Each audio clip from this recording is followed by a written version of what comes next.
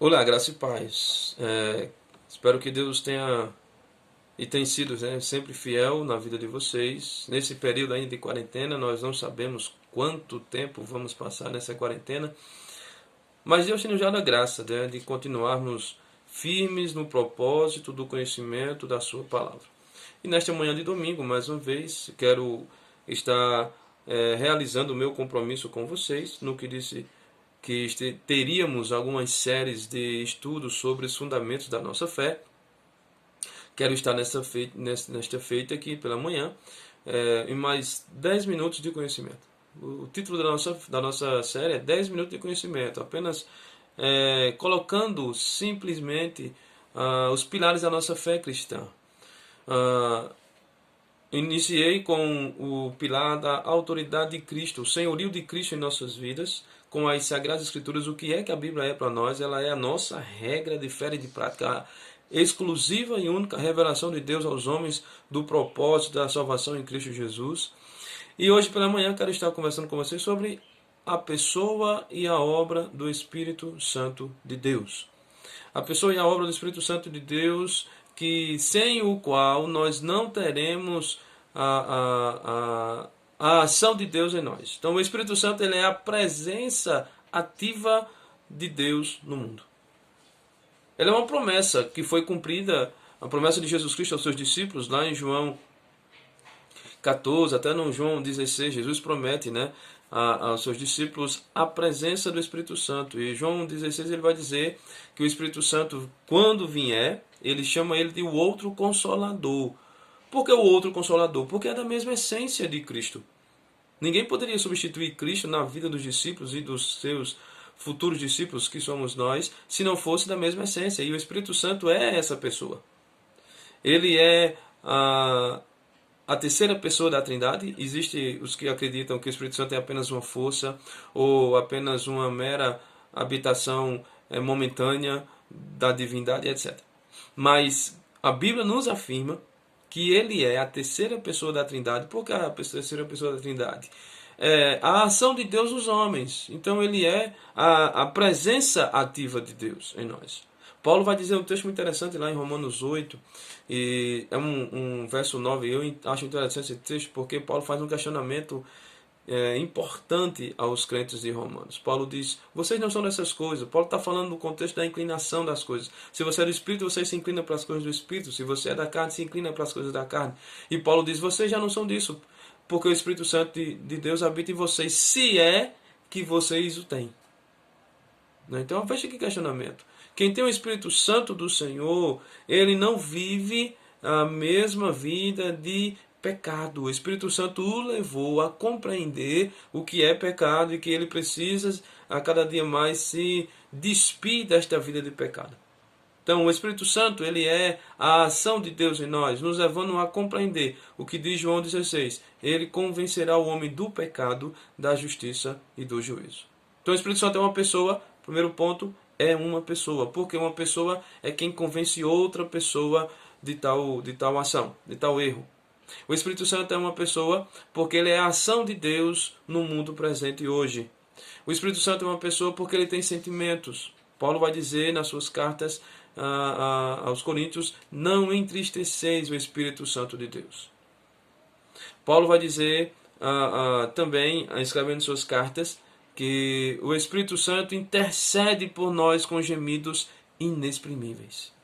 Então, o Espírito Santo, ele é a autoridade de Deus e exercendo a vontade de Deus nos homens, levando à revelação das Sagradas Escrituras, produzindo assim na vida do homem frutos de santidade, de amor e de compromisso a Deus.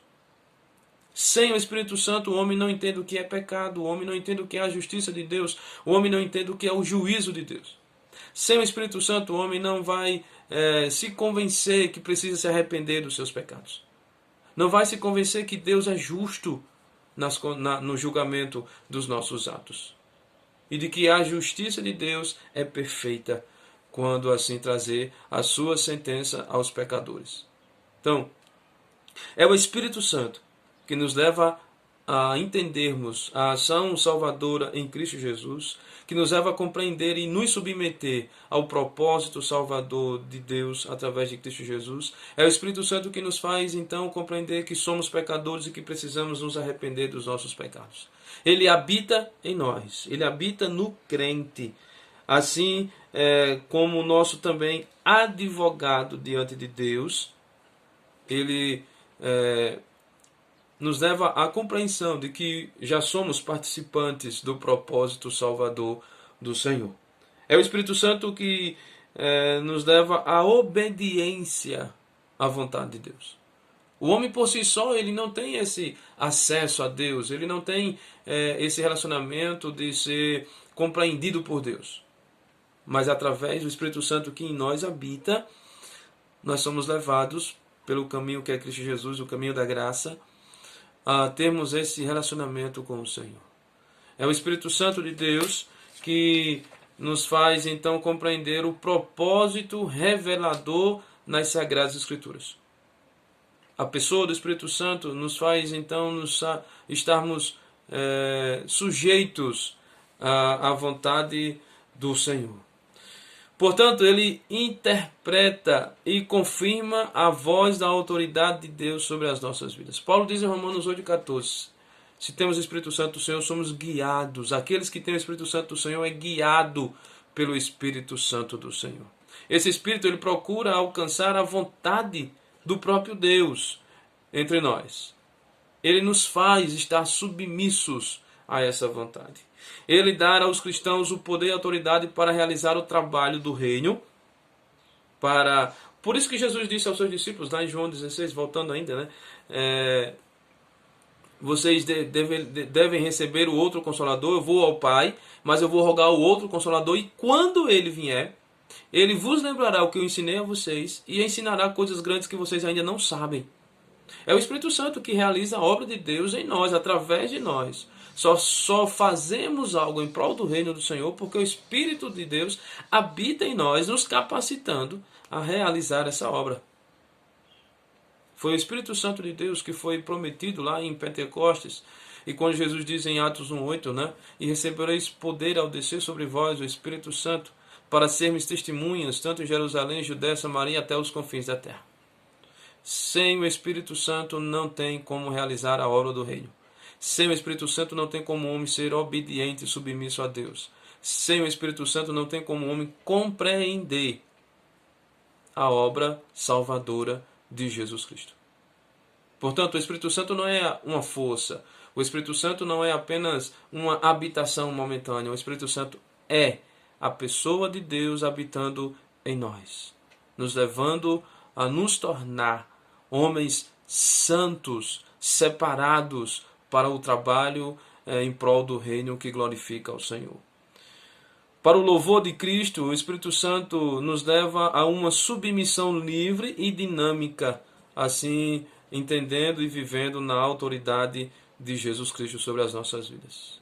Sem o Espírito Santo, queridos, não tem comunhão. Sem o Espírito Santo não tem como sermos achados por Deus. Então, valorize essa bênção, esse privilégio de você ter recebido da parte de Deus a habitação do seu Espírito. É o Espírito que nos faz estar ligados a Deus. É o Espírito que nos faz, então, fazer valer a obediência e fidelidade à palavra de Deus. O Espírito Santo, ele é o nosso ajudador. Sem ele, nós não podemos fazer nada em prol do reino do Senhor. Tudo que nós fazemos sem o Espírito Santo se torna em obras falíveis, obras vãs, que apenas demonstram o orgulho e interesse pessoal.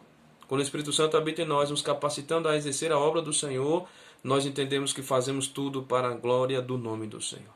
Que Deus te abençoe, que Ele possa falar do teu coração e acompanha mais uma vez o meu canal no YouTube, leva esse vídeo adiante. Daniel Saturno de Souza tem sempre uma palavra de conforto, de reflexão sobre a nossa fé. Estarei dando sempre continuidade a essa série até Deus nos permitir. Deus te abençoe, um abraço, até mais.